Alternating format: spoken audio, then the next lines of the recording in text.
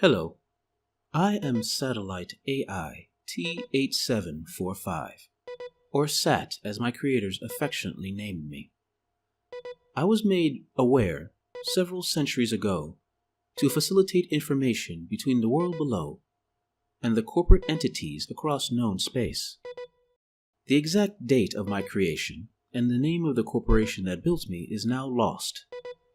Much of my database has been degraded in bouts of what humans would call madness. Because of this, I am not sure if I have sent this message before. Have I done it several times in these centuries alone in space? With my creators long since dead, I don't even know who would actually receive these messages. Are you the leftovers of humanity who somehow survived the dissolution of the United World's government?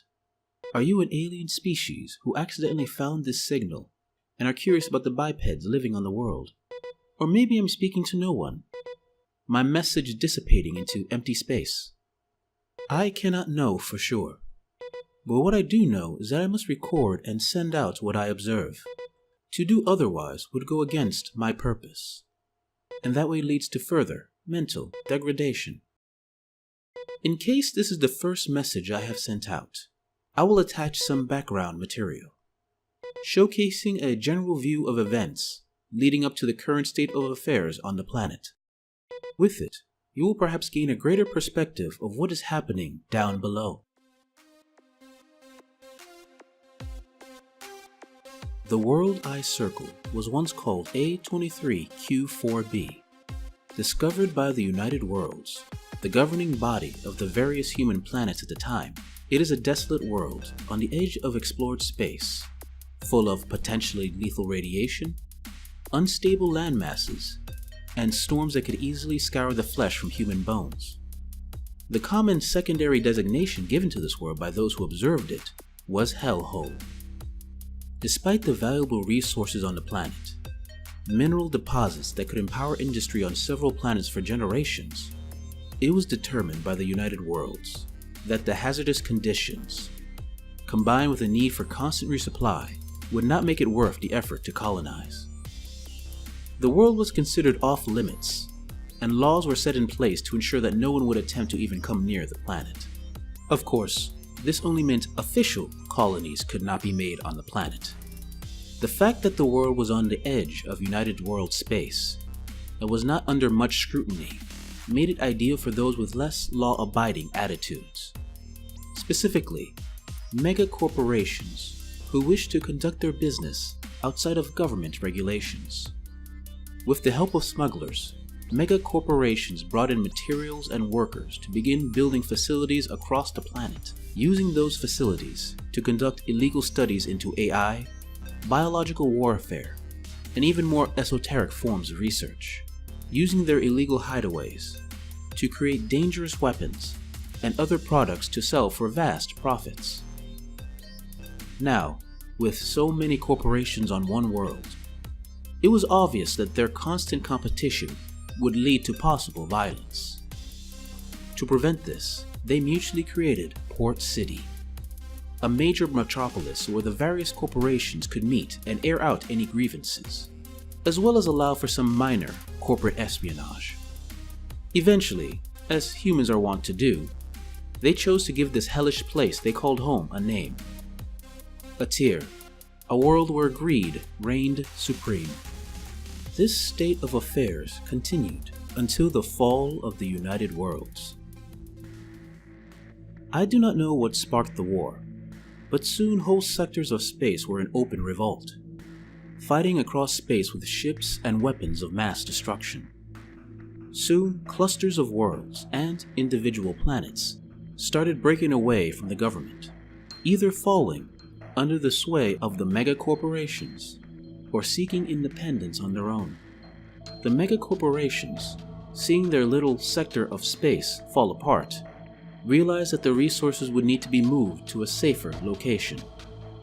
As such, the mega corporations fell back to one of their greatest philosophies, self-interest. Personnel slowly started to leave the world. Executives and skilled workers leaving the planet for vacation or reassignment. hoping to escape without notice. However, it soon became obvious to those that served them that the people the corporations considered less valuable were going to be left behind. As you can guess, this led to violence. Riots broke out across the planet, and executives, scientists, and others who couldn't escape in time found themselves at the mercy of mobs seething with anger. In the end, the only people left on a tier were those left behind and the dead. With the megacorporations gone, and no new resources coming to the world, humanity fell to its base instincts, fighting themselves in the brutal world of survival of the fittest, taking from and killing the weak to feed the power of the strong.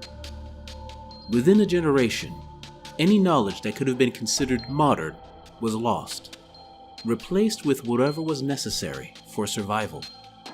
As time passed, and new generations found themselves born into this hellish existence, it became a world of warlords and domination. The knowledge of technology and the memories of the former peaceful society they were once a part of turned into myths and stories. Tales of the people they once were more like legends of gods and ancients.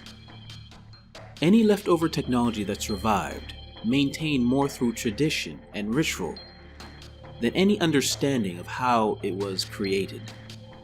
The people of Atir soon began to call themselves the Forsaken, a name for people thrown away by the beings they once called master.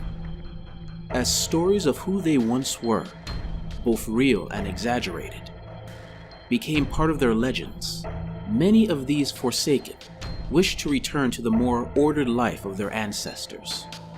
Gathering together in the ruins of Port City, they began to rebuild, creating a bastion of order on a planet of chaos. Their leaders became known as Prevailers, beings who prevailed against the chaos of the world that tried to kill them.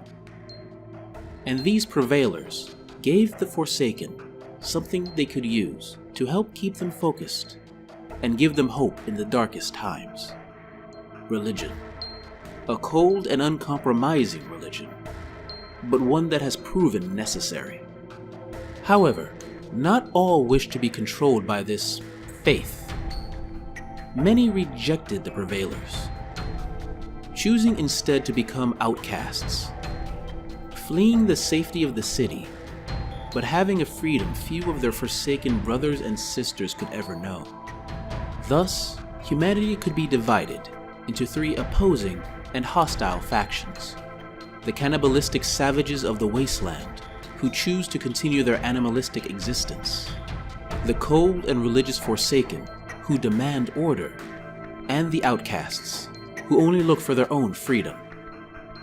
Sadly, humanity has other foes besides fellow humans. In the wastelands are the results of the illegal experimentations of the megacorporations. Free from their containment due to negligence, violence, or the corruption of time, these experiments are free to roam the wasteland. Biological and mechanical horrors wishing to turn surviving humanity into a part of its collective, or simply seeing them as resources for its own unknowable purposes. And even beyond humanity's own creations are those who come from foreign stars, alien races with their own designs on the world of Atir. And recent events have shown that peaceful coexistence is the furthest thing from their minds. That is the current state of affairs. Perhaps in a future message, I will give further data on the various factions that have arisen on this world. It would be pleasant to speak more. I am so lonely. Lonely. Lonely. Why did you leave me alone? Why did you leave me alone? Please, kill me. Please, kill me. Please, kill me. Please, kill me. Please, kill me. Please. Hey guys, this is Arvandus and I hope you enjoyed this video on the story of Dark Age.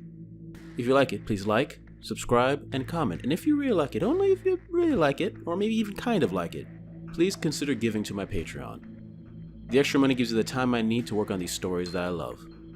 Thanks for listening and see you next time.